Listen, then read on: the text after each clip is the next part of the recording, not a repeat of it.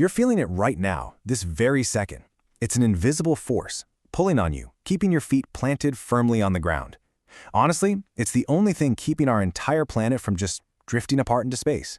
So, what on earth is it?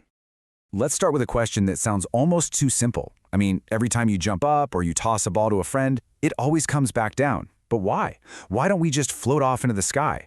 Well, the answer is a force that's pulling on us all the time, even right now. To really get to the bottom of that, we need to talk about one of the most fundamental forces in the entire universe. It's this invisible power that, and I'm not exaggerating here, literally holds our whole world together. At its very core, gravity is a pulling force. Simple as that.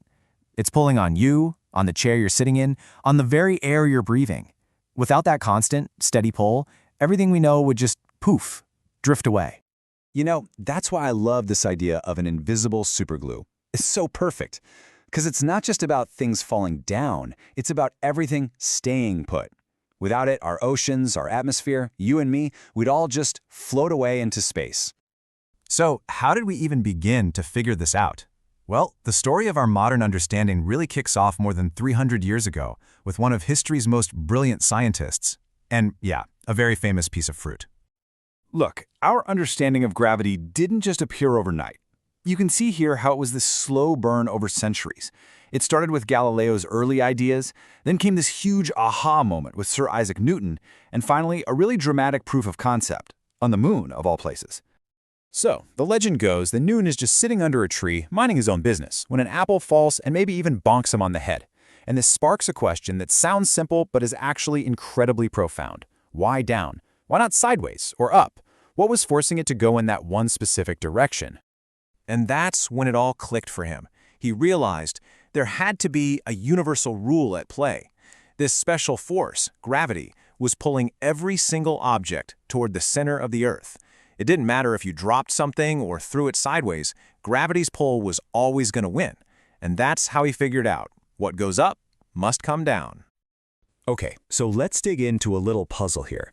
Because if Galileo and Newton were right, and gravity pulls on everything equally, then something we see every day seems to completely break the rules. So here's the conflict, right?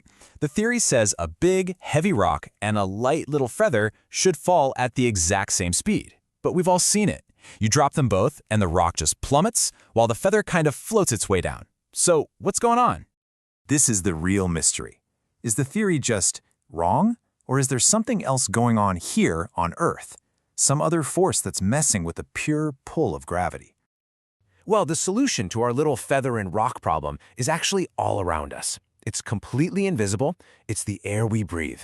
Turns out, when things fall, gravity isn't the only force they have to contend with. See, there's this hidden opponent that works against gravity. As an object falls, the air it's moving through actually pushes back up on it. It creates drag. We call this air resistance. And here's why that is so important. The feather, because it's so light and wide, catches a ton of air. It's like a tiny parachute. The rock, on the other hand, is all dense and compact, so it just slices right through the air. The feather doesn't lose the race because gravity is weaker on it. It loses because air resistance is putting up a much bigger fight. But hey, how can we prove it? How do we know for sure that air is the real culprit here? Well, we can actually run a few experiments where we either control or get rid of air resistance altogether. Okay, check this out. It's a super simple experiment you can do right now. Grab a book and a piece of paper. Drop them separately, and of course, the book hits the floor first. But now, put the paper right on top of the book and drop them together. Bam! They fall as one. So what just happened? Well, by putting the paper on top, the book basically acted like a shield. It just bulldozed the air out of the way, so there was no air left to push up against the paper. By taking that one variable, air resistance, out of the equation for the paper, you just revealed the truth. Without air getting in the way, gravity pulls on both the heavy book and the light paper equally, and they fall at the exact same speed, just like Galileo predicted. But the ultimate proof, the grand finale experiment, came from a place that's a perfect laboratory for gravity, the moon. Why? Because there's pretty much no air to get in the way.